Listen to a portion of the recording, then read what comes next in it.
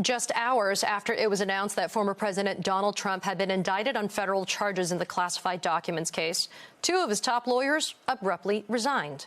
Attorneys Jim Trusty and John Rowley did not further elaborate on their exit, other than saying it was a, quote, logical moment to do so.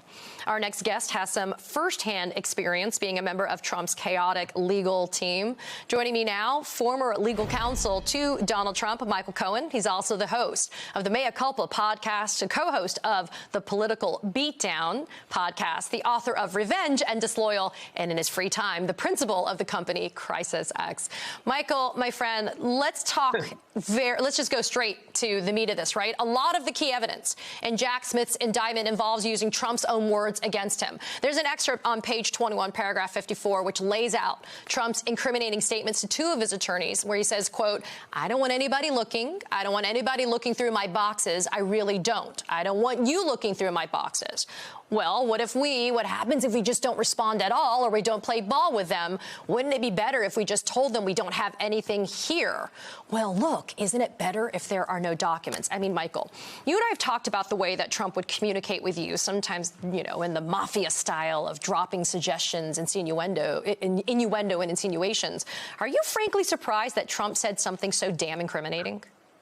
Yeah, because normally he speaks, as I've always stated, in mob code. This is not mob code. This is just plain stupid speech. This is Donald Trump basically telling them, I do not want you to go ahead and look through the boxes, because he knew what was inside, and he knew what was inside because he took it. Now, of course, everyone is presumed innocent, including Donald Trump, but if you look at the totality of the information, if you look at the documents that he had, if you look at the trail, 18 months it took them to finally get back all of the documents. I mean, that looks like the Trump Presidential Library to me. But at the end of the day, if you think about it, this is 18 months in order to get back everything, including having lawyers lie in attestations stating that there was nothing left for him. That's where you have the obstruction, case from. This is more than just an espionage act.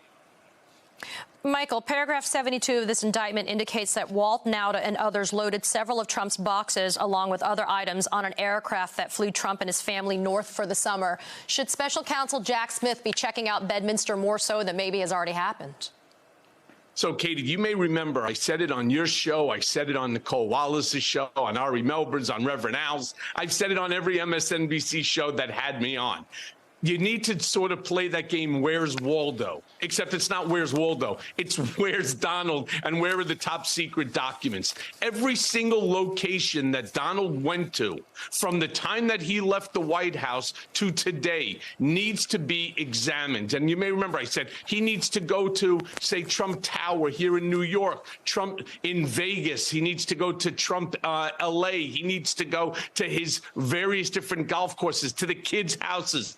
Don, Ivanka, Eric, he needs to go to all of them, because knowing Donald the way I do, there's no doubt in my mind, and I said this also, that he would use these documents almost as a get-out-of-jail-free card. He'll use it in order to extort America. Well, it came true. This is exactly what he's doing. You need to go to every single location. And the bigger question is not what did he take there, but who did he meet, who did he speak to, and who did he give some of this information to? Michael, we also know that this indictment makes it clear that Trump, along with Walt Nauta, they duped Evan Corcoran, who at the time was his attorney. He remains his attorney. Let me be clear. Evan Corcoran only recused himself from being in counsel on this Mar-a-Lago documents case, frankly, because he was subpoenaed to testify in front of a grand jury. Throwing lawyers under the bus is definitely not a new page in the Trump playbook, is it? No, it's not. In fact, at 12 o'clock midnight, Trump, in an absolute panic, you may have seen on his Truth Social, all caps again, which connotes in Trump speech that he's angry, but it also connotes that he's nervous, that he's in a state of panic.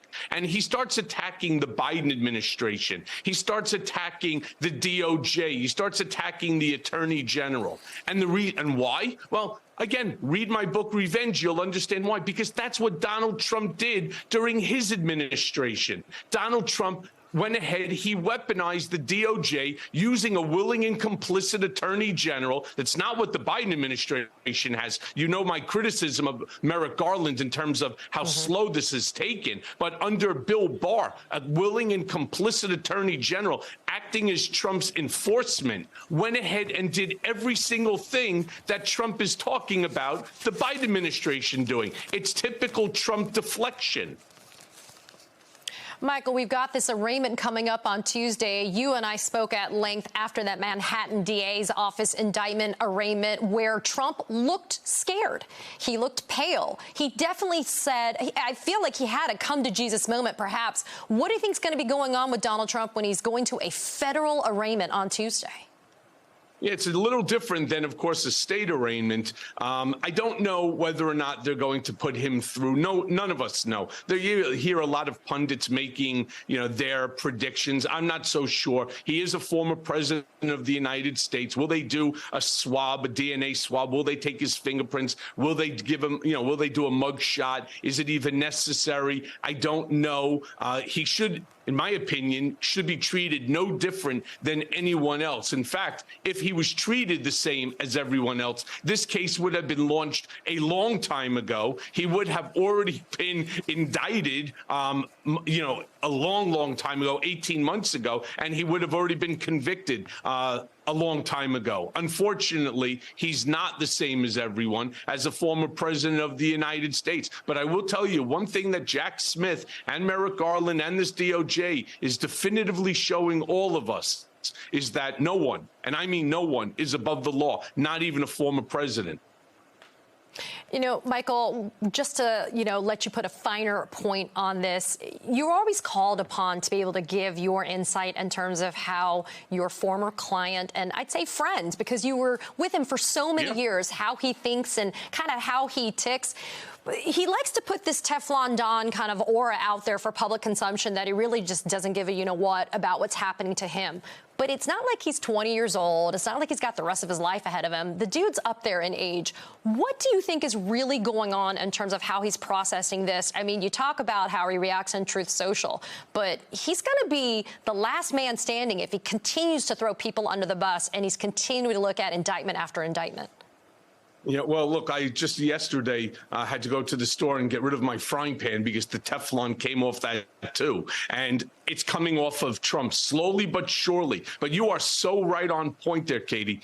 Donald will throw anyone and everyone under the bus in order to preserve his own freedom, in order to benefit himself. I think the DOJ should be, if they're not already looking at the unholy relationship that exists between Saudi Arabia, Mohammed bin Salman, and Jared Kushner. I mean, this whole $2+ billion to an unqualified, hedge funder makes no sense to me. And in light of the information that came out that there was military information on Iran, and we all know that Saudi Arabia has had, Iranian aggression on their mind for a long time. Who knows what was shown to them? Who knows what was discussed? Who knows what was sold? None of us. And I do believe that our law enforcement, because we have the greatest law enforcement in the world, they can find anything. And I believe that they will find a lot of information that goes outside of Trump, even though I do believe he probably had his hand in it, that he certainly knows about it. And chances are, if he had his hand in it and he knew about it, he profited from it.